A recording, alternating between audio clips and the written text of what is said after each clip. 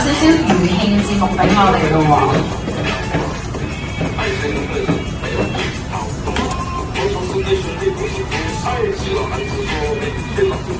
敬個禮先。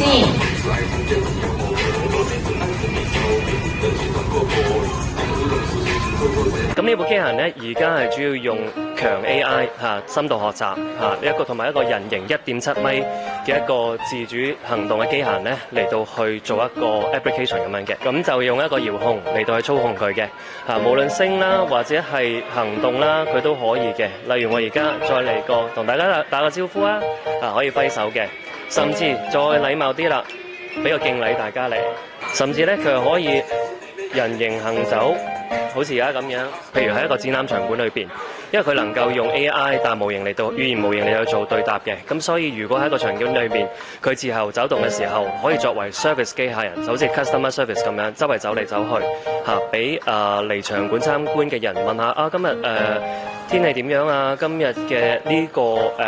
展覽館嘅 schedule 係點啊？咁而家咧已經有一啲大專學府咧係已經投入緊去做一啲研發工作咁樣添㗎啦，咁就同埋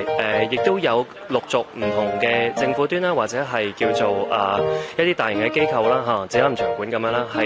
去不斷查詢緊，希望香港可以成為呢一個創科基地，更加多嘅自動化同機械人嘅投入，讓我哋嘅未來生活更加美好。